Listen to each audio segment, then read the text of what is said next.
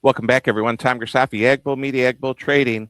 The month of February is over. That's 2 down. We have 10 more to go. 2026 is just zipping by, and we're glad you're here to join us. Speaking of joining us, you still have time.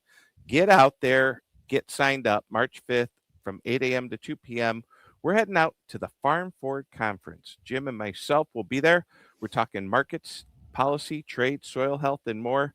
They have a big lineup of speakers, and I bet you know how Jim rates meetings by the food. Let's hope the food's good because he always says, that food was good. I'm sure it'll be better and good. It'll be great. All right. If you're enjoying what we're doing here, head over to premium content, www.agbull.com. $25 a month, $250 annually. You notice I'm not putting many podcasts out. They're all private. This podcast and a few others are still public, but pretty much everything's behind the paywall. Agbull.com, premium content. We'd love to see you there. With that, let's get this show started. We have a action-packed show. Jim sent his notes. Lindsay loaded up graphics. Producer Joe's in the background, but I know who you all here came to see. And of course, thanks for watching. Thanks for listening. Tell a friend, and I'll see you on the other side.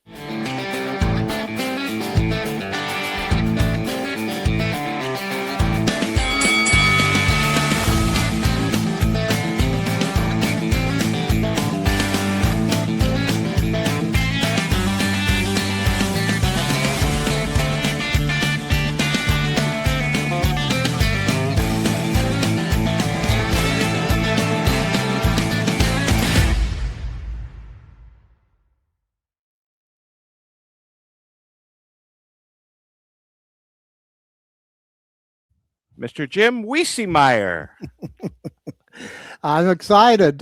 My voice is back up, I'd say almost 100%. Got my energy back. Raring to go with you. Traveling Wednesday, Thursday at Strom Farms. Monday night, I'll be in Washington, D.C. To talk with Texas A&M students. They do that twice a year. I applaud Texas A&M for that. They bring in a series of speakers each year, and I'm very happy, Tommy, because I bought my first hybrid car, a Santa Fe Hyundai. So I can't wait to get in it this weekend. That's awesome, Jim. That's both fuel and battery, right? Battery, yeah. And it on eco, I can't believe it, but I'll test it out. If I continued on eco with both gas and battery, it said I can go to 585 miles on one tank of gas. Can you believe that? That's a lot. Yeah, I'll test it. Yeah. All right. I like to hear that. Let's talk markets, Jim, because we had a dynamic day, and you and I and Joe were looking at the charts for the show. Let's bring in the star of the charts. We have something interesting happening here. I want to start with soybeans. I'll let you add some color. This is a daily chart, folks, and the green line is the 100-day moving average and 200. Jim, do you see what I see? Yeah, it's getting, if we can best it, you know what I mean? That's good. Mm-hmm. Then you're going, it would project probably, I don't see an over chart, but $12. What contract is this? This is May. We have rolled from March to May this week. Yeah. And see, they're building in, Tommy, the market traders are building in some of this perceived demand once we get the final announcement from EPA relative to the renewable fuel program, the RINs, the SRE reallocations. We had some update. We'll talk about that later on, but they're building that in. And here you go. You led me into that real nice. This is soybean oil, Mr. Jim. This is a daily chart too. Every chart we show you is going to be daily. Again, green line, 100-day moving average, 200. Look at that. Talk about soybean oil. Yeah, that's again, we're going to crush for oil if the sustainable aviation fuel and our 45Z program goes the way the soybean sector wants it to. And it depends on foreign feedstocks, whether or not they'll be eligible, or if they will limit it to the U.S., Canada, and Mexico. And we may not even have enough soybean processing capacity to fulfill. So this is why this demand is going to continue if we get some final, when we get the final rules and regulations, not only from EPA, but USDA relative to how they're going to base the credits. And we're crushing a lot of beans domestically. Here's the hero of the month. Well, we had a couple of heroes. This is wheat, something we haven't talked about in forever. I want to show you a weekly of wheat. This is a daily. Just show you how much Wheat has sold off, folks. We haven't talked about wheat in forever, but No. look at that. This is a weekly going all the way back to 2020, May of 23. We're crossing the green line. We crossed the red line, the 200-day moving average in wheat. Talk about that, Jim. What do you, Good news. There was a series I wrote about it this morning on my updates. That's on the site. Mhm. But a combination of India, they're going to have some of the hottest temperatures ever coming up in India. Trump's comments on Iran also got into the marketplace, and Mhm. I saw Reuters had an item that had helped fuel the wheat futures prices, and of course the focus on U.S. wheat as it comes out of the winter, dormancy. That's a focus. So. Rarely do you lead off with wheat in the commodity complex, but we are. Yeah. Well, you led into that comment with Iran, and this is a crude oil chart. What do you know over there? Shows right there that it goes up and down. It's very volatile. Trump came out today and flat out said he doesn't like the tone of the current negotiations. They're going to continue to talk beginning early next week. So it's getting near the Trump timeline in which he said Iran's going to have to commit one way or the other. All And right. Trump said he doesn't want to have a conflict with them, but if he has to, he will. All right. With that, interesting week. Commodity Classic. I was not there, but we have some color, and you'll have some comments about Commodity Classic and Rollins. But there's both in front of the public and behind the scenes. But to be fair to Brooke Rollins, she introduced what they called one farmer, one file modernization. What's that mean? They want to create a single streamlined digital record for farmers that works across USDA agencies. They've needed that for decades. So it'll reduce repetitive paperwork and improve delivery. So they're in the process. You wonder why that hasn't happened before. Now, some farm groups said, okay, we like that, but we don't want that to put more onus on producers to have to fulfill USDA's farmer role. But it's a step in the right direction on that program. And she also talked about their broader priorities. She emphasized USDA's commitment to cutting red tape, improving customer service, and strengthening support for agriculture. Now, she took some heat for kind of defending some of the actions that they've taken relative to the trade issues. Farmers still leery about additionality, although I think they're beginning to see some, but also on the input cost side. I think she was too optimistic on the input cost, and she heard some negative reaction publicly. But the big story, I think, was behind the scenes, Tommy. What happened there, Jim? Well, producers met with her. Wheat, Okay. sorghum, I know corn did, and the tone initially was like, we hear you, but you've got to support the farm bill in a stronger fashion. She heard about the pressure from the lower commodity prices, higher financing cost, rising input prices, all what we've talked about. And Jed Bauer, he's the grower president of the National Corn Growers Association, said, we're now 7 years removed from the last farm bill, and much of the information policymakers are working with is outdated with our cost structure, and that has fundamentally changed. So she heard it. The trade certainty is becoming a top priority. Farmers told them, the commodity leaders, they signaled concern about the ongoing trade disputes and what other additional actions Trump administration may take relative to their new tools, Tommy, that they're using and may use as a result of the Supreme Court ruling against the initial approach that Trump took. So behind the scenes export markets, they said, remain priority, essential, but they don't like all this ups and downs on the negotiations and the changes and things like that. So that's where we're at. But I will tell you, here's what they should have talked about. Now, here's my perspective, okay? Capitol Hill, as we'll get into later, next Monday at 5 o'clock Eastern time, is going to mark up the Farm Bill 2.0. Now, that's a budget neutral farm bill that does nothing else to improve the farmer's safety net. Now, did the commodity groups talk about that? I don't think so. They have not changed the borrowing authority for the Commodity Credit Corporation in 39 years. Now, why do I Wow. say that? It currently has a borrowing authority of $30 billion. Now, it's insane to me that as a country, we're at the point where USDA is supposed to repeatedly help out agriculture, but to do it with virtually no borrowing authority because most of that money is already accounted for the Commodity Credit Corporation.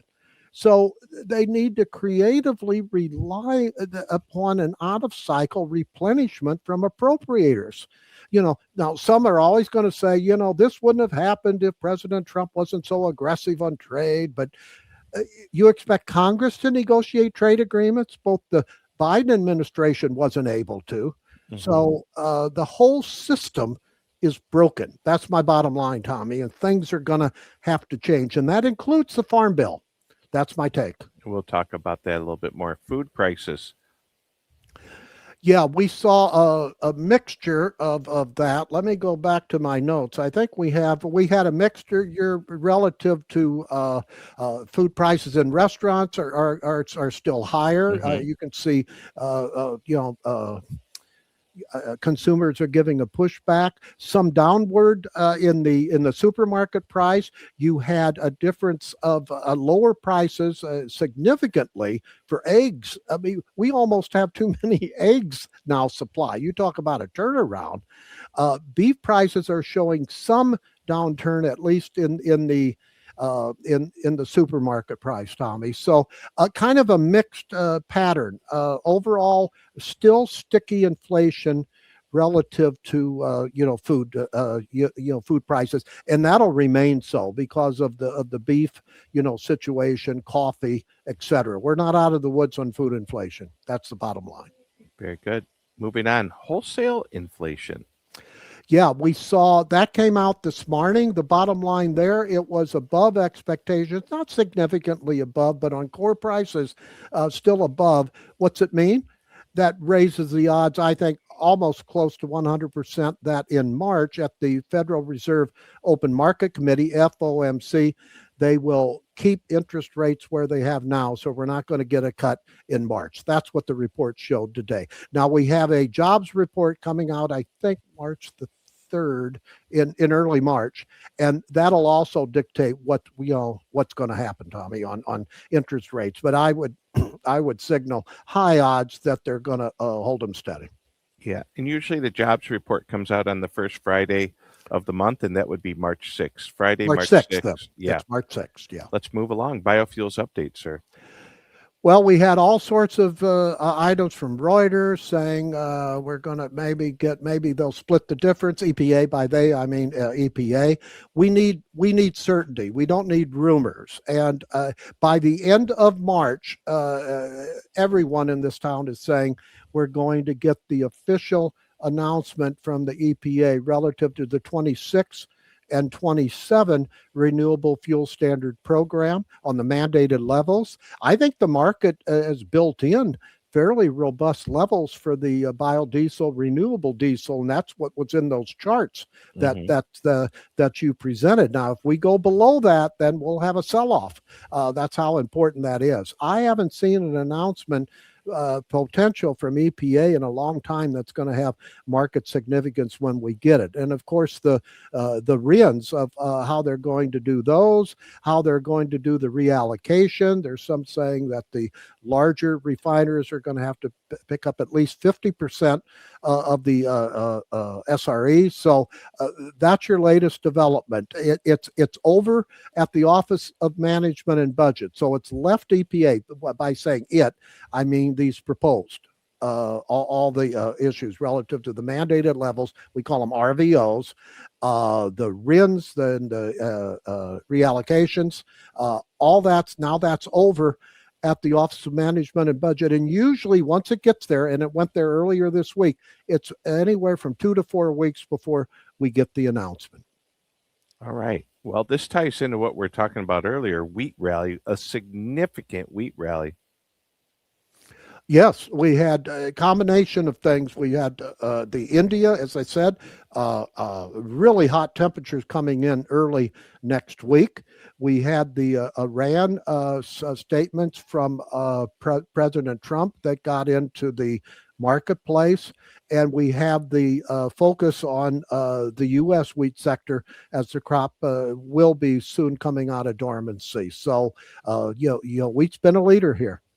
That's nice to see, Jim. All right, it's harvest in Brazil, and I hear of mile-long lines for Brazil soybeans. What are you hearing, Jim? Well, but the short term one is in certain states they've had too much rain, Oh, and it's going to lead to some quality problems. So that again is another reason why we've had a positive tone in the soybean market.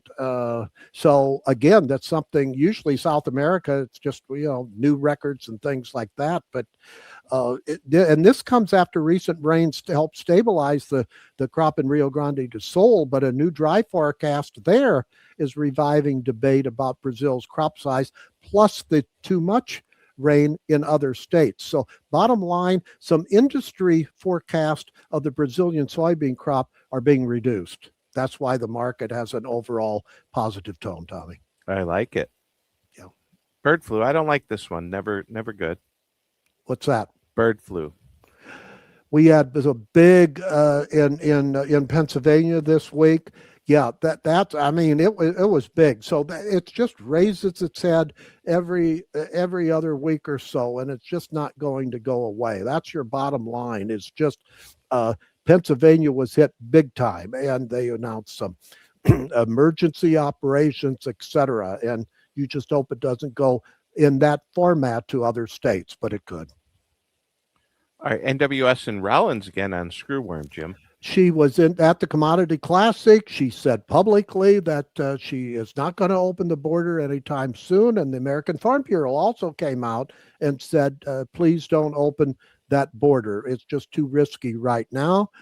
We don't need any possibility of the New World screwworm entering the United States. I will tell you that Rollins is getting mixed opinions from some of her own staff, that some want that border open because they feel that there are extra security precautions that will be taken, but she doesn't want to open it up. I don't know whether it's just because of being too cautious or what the Farm Bureau has said. You don't want to take that risk, but bottom line, basis what Rollins said, that border is not going to open anytime soon. Mm-hmm. All right, let's do State of the Union. Then we'll take a little break for station identification, get a sip of something. And Sure. I did not watch the State of the Union. I did. All right. And I thought, and it went almost 2 hours. Come on. That's past yeah, I my did. bedtime. It bested the prior lengthiest one by Clinton. But overall, I think Trump did a very good job. He didn't yell. Some of even his naysayers liked the first hour, and they thought he got mean, in quotes, the second hour. No, he got political, and he noticed some of the policy issues, such as having identification to vote, and he asked the Republicans in the audience raised and clapped their hands, and then it showed the Democrats, sitting down, and you saw that under a number of issues that the president brought up. That just showed the visceral differences that we have in the two political parties, at least in Washington. But I thought from a speech perspective, he ended it very good on an uplifting thing that where America is still the leading country on entrepreneurship. The world needs America. So it made you feel good. It was a little Reagan-esque in that perspective. I thought one of the most glaring things that he did not include was China. Really? Usually, especially with him in March 31st to April 2nd, he's going to be over in China, and not to even mention it. That told me that his people were encouraging him to kind of stay focused on domestic issues, the inflation, interest rates, the border security, et cetera. And that's what he did. So he was more disciplined than he usually is in a speech like that. But I gave it a very good mark overall. It just was Mhm. long, of course, but it wasn't as policy wonky as a lot of these speeches are. But I think he hit many of the right levers that he wanted to do, and we're going to see that as the Republicans campaign going into the midterm elections in November. Yeah. Well, as we get halfway through, Jim's already given us our word of the day, visceral. Do you dare know how to spell that? I had to Google it. Visceral. God doggone it. I try to stump you on a Friday. I'm over here Googling what visceral is. Every week, you usually say a word that's not in my vocabulary. Growing up in Griffith, Indiana, in blue collar country, we didn't use the word visceral. It's a Well, I good come word, from though. Southern Illinois, and every once in a while I still say zinc for sink. So Well, we're I'm creatures just of where learning we how grew to. up. I'm just learning how to pronounce Wiesemeyer, and we'll continue show. All right, folks. I'd really love if you're enjoying what we're doing here at AgBull Media, AgBull Trading, www.agbull.com. $25 a month, $250 annually. Of course, I got to give our friends a plug. We're going to be over at Farm Forward this week, next week. Jim and I, March 5th, 8 a.m. to 2. We've just sent in our PowerPoints, but that's, Jim and I, we don't need PowerPoints to go give a speech. Sometimes we just have them up there to reference a few things, but we'll be up there. Markets, policy, trade, soil health, and more. Come catch us on March 5th. I believe they still have a few spots left. With that, back to the show, and let's see where we were. We did the State of the Union, okay? Farm Bill 2.0. Jim, you touched on this earlier. Yeah, Continue. Monday at 5 o'clock. Now, that's pretty late to start a markup session, but that tells you they want to hit the ground running early next week because it was supposed to be this week. And, we had some bad weather, although we didn't get near in DC. We didn't Mm-hmm. hardly even got snow at all. Mm-hmm. So I think that they panicked on that one. We tend to panic with a half an inch of snow anyway, but what to watch out for. And the Senate Ag Committee has indicated they also want to mark up this Farm Bill 2.0 in an expedited fashion. At least that was their term. So you're going to have to watch the tone that the Democrats have in the markup because G.T. Thompson, the House Ag Committee chairman, he's trying to convince the public that this is a bipartisan bill.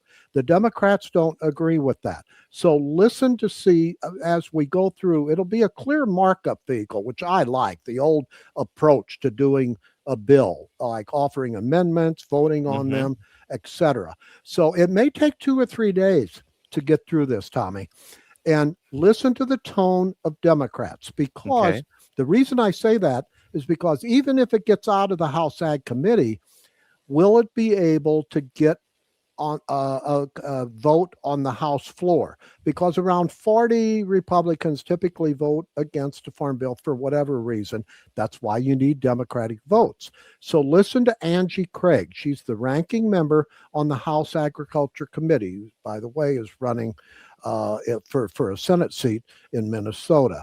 So that's the bottom line. Now, there are some important aspects in the Farm Bill 2.0. At least the House version has a Proposition 12 dealing with California's Proposition 12, kind of would neuter it outside of California. If California wants to do it, fine, but they're not going to dictate to other states. That's basically what the House language says. Some farm credit provisions are in there and some other aspects. But I think I want to see the whether or not there's going to be enough votes on the House floor. If not, they'll just extend the remaining portions of the Farm Bill later this year. So they'll try again next year after the after the November elections, Tommy.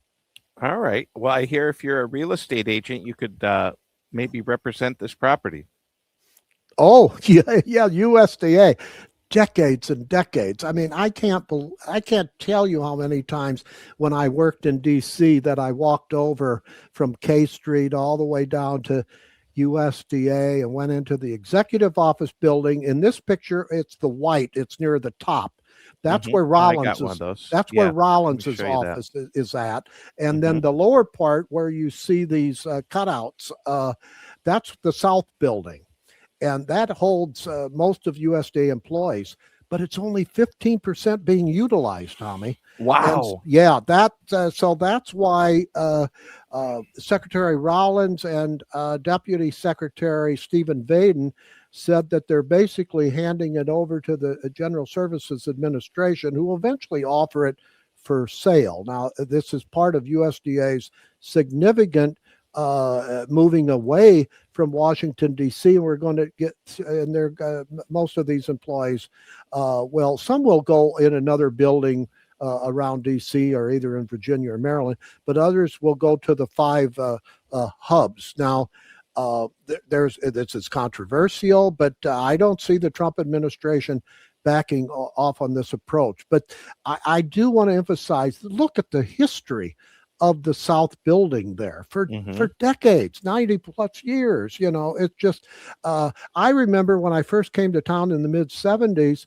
I went to the basement floor, 0054. I'll never forget. That's where the NASS crop reports used to be released. Is that where they lock you up? That's where they locked us up. And we had a line that we couldn't, there was a clock there, and we couldn't cross that line until 3 o'clock hit. And then we had a telephone line that was open so we could dictate stories of the crop report. Then they eventually moved it to, I think it's on the 5th floor of the South building right now. So that's going to have to be changed. They're going to have to find another spot. I don't know whether it'll be an executive office building where Rollins is at or not. So that'll maintain.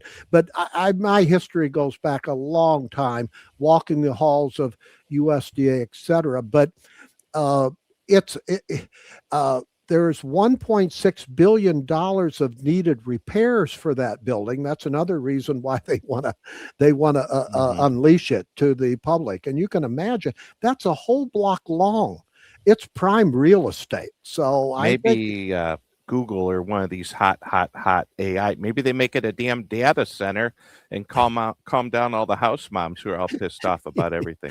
They could, but I think the hotel industry, you're right by the mall there, right by the metro. I mean, USDA has metro stop there, so it's prime property. I want to ask you something. Sure. I was always told when people who write stories about USDA reports, they go in the lockup with a bullish scenario, a bearish scenario, and a neutral scenario, and they get it all written up for either and then change it real quick and then release it. Is that true, Jim? I don't think so. So the second you hear it, then you write it? Yeah. You mean USDA analyst? Yeah, like say you're going to lockup and we don't know if it's going to be bullish beans or negative beans, but you write both stories and then you just change a word or two and then you could release it quickly. Well, I know USDA analysts, but they may have different scenarios, but as they see the numbers, but they have a certain amount of time in order to put their summary copy together. But this thing is put together in the wee hours of the morning, and nobody knows the actual number until that number is released inside. Now, the private industry, yes, they would have different scenarios. Yeah, if you're talking about the that's private, what I meant. Yes, sir. at the private industry, yeah, I would say that they do. But boy, you can have one. You better be careful even on that, because there could be one country change that surprises you, that in an overall number that could really make you look silly. I like reasoned analysis that's thorough analysis I'd rather be later than sooner when it comes to analysis of key reports. Well, ladies and gentlemen, we have breaking news for you. Take a good look at Mr. Jim, because we're going to have a half off sale here, I understand. Jim, folks, if you're out there, take a picture of Jim. In a few months, he's not going to look like that. What's going on, brother? Maybe by the end of the year. Okay. I met with my doctor and he said, okay, it's time to lose weight. So I'm beginning Monday, I'm going to get a delivery of Wegovy. They're the pill. I would not take the shots. Okay. And so I'm going to have a intermittent update on how it's affecting me, both from the potential side effects, and whether or not it's going to be successful, because that's going to help I need to lose 40 pounds at least.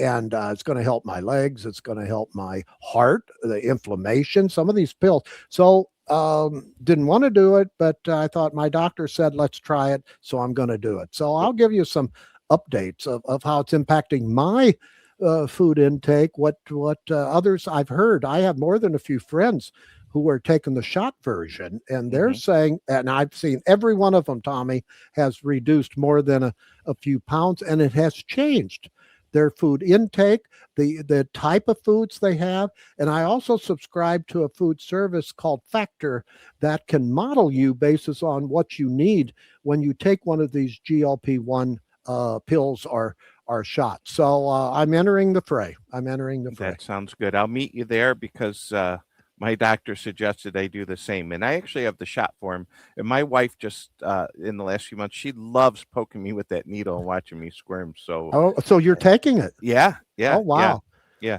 And it definitely it helps tremendously. And of course, they tell you to cut down on alcohol, which Mm. you and I, we're gonna have a drink together because, as people know, I've never met you. I don't think you're real.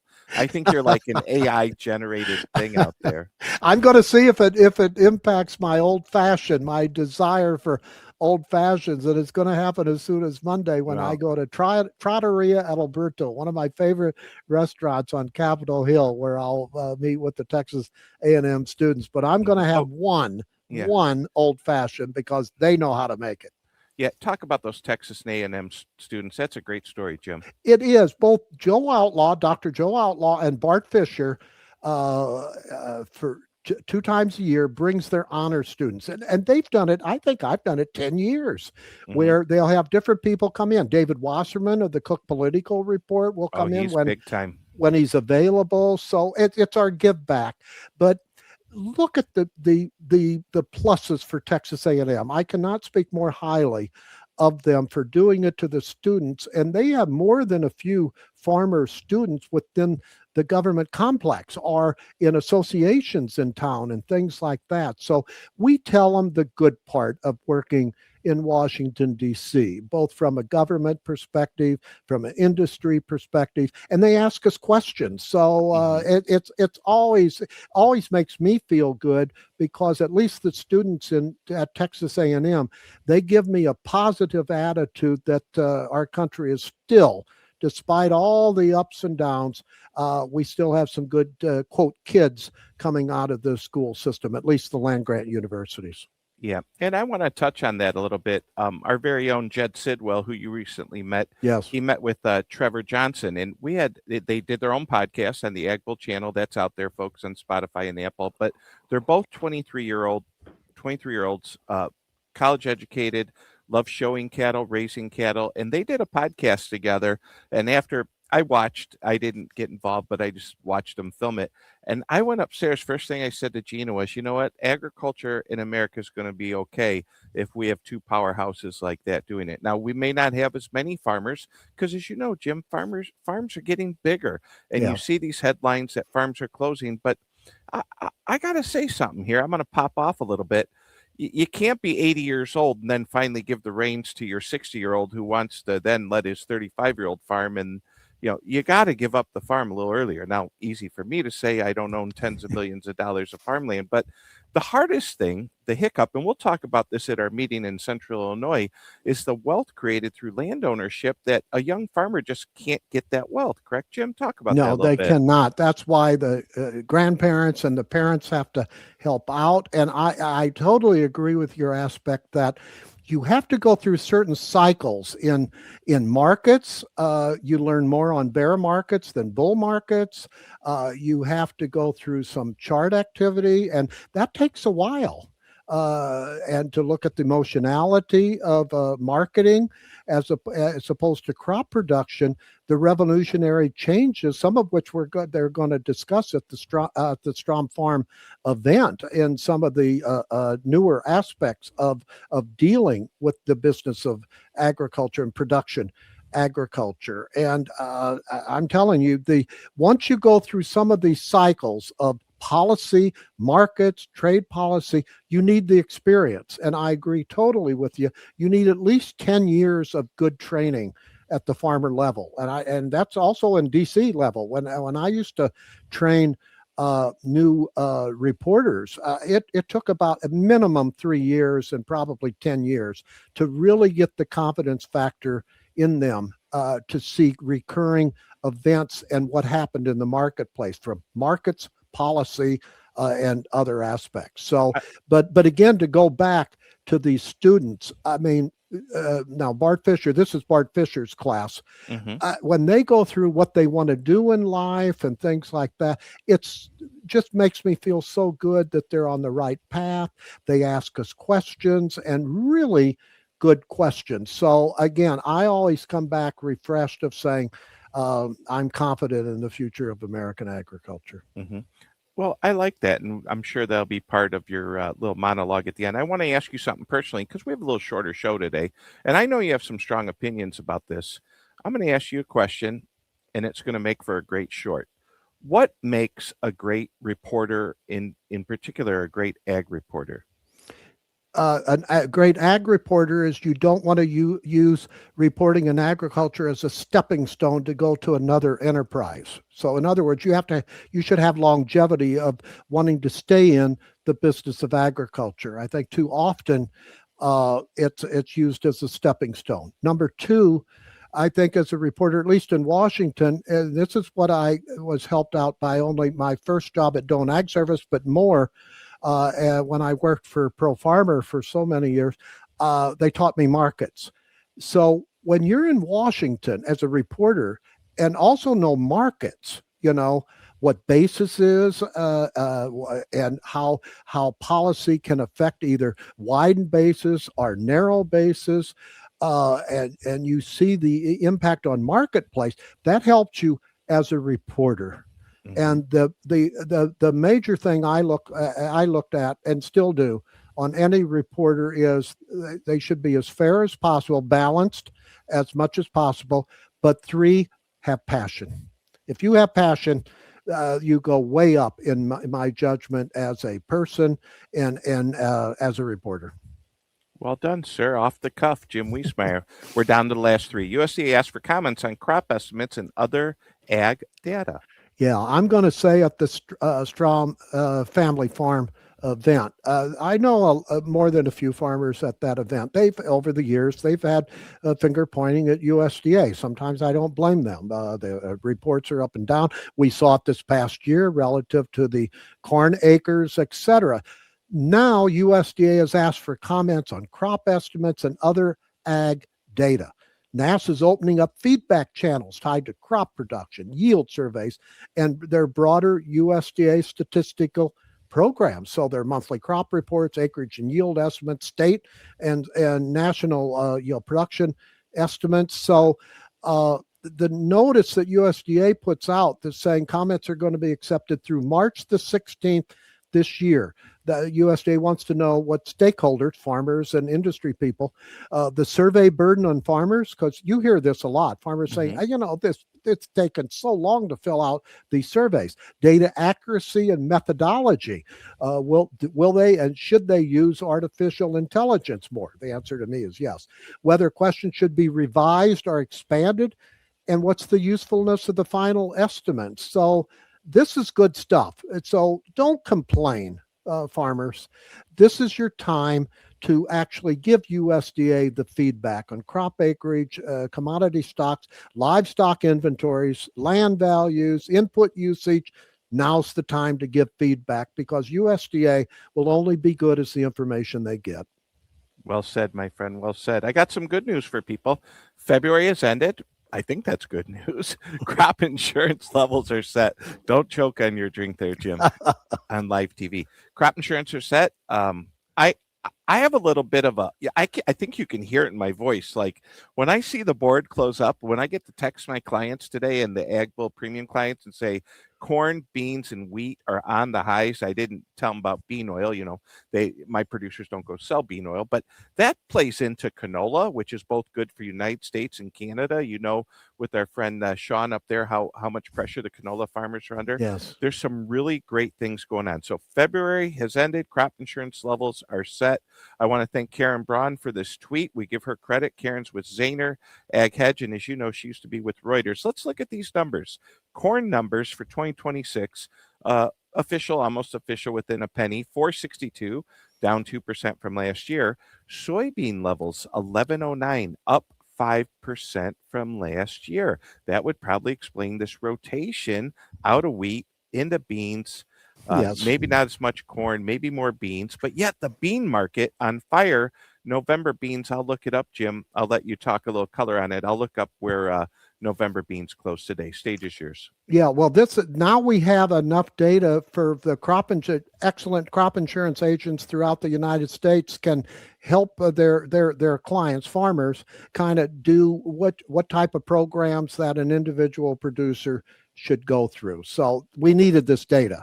And I agree with you. This is probably one of the reasons why at least the markets and the industry analysts are tilting toward more soybean acres planted this year. We'll know initially in the prospective plantings report at the end of March, and fewer corn acres. But this is information that we needed. Now we have it. Excellent. That report is on March 31st, and that's a big one, folks. Big one. Yes. We'll be doing a little series on that. Okay. We need to end the show, and I hate to do that, but we took it to 41 minutes, and I love visiting with you, and I can't wait to meet with you next week. Jim, take us home only like you can. Okay, well, we've listed some of the positives, but I'm going to mention one more. I'm going to turn a negative into a positive. The last few days, I've seen a number of ag industry publications get a little somber relative to the coming summit between Xi Jinping and President Trump, March 31 in Beijing and April the 2nd. Trump is not really focused on this yet. And the South China Morning Post had a thing where China's looking at options to have more leverage on the United States. I think Trump, when he goes over there, wants deliverables, and he knows soybeans is a big factor in the U.S.-China relationship. So I think we're going to get some good news eventually out of the summit. All the stuff you're hearing today, it's just noise. I'm giving you the signal that I think Trump is not going to take his eye off the soybean lever. China knows that. Behind the scenes, what does China want? That's what we're trying to find out. Overall, we're getting at levels to where the charts are going to have to see whether or not farmers can get through certain levels. If not, then we've seen short-term highs. But we're going to be into early March. We have a lot of planning anxieties to go through. We are in a far better spot this coming into March than we were coming into February. Bottom line, that's a good thing. Mr. Jim Wiesemeyer, I will see you next week in Peoria, Illinois at the Farm Summit. That's going to be a good show. And Yes.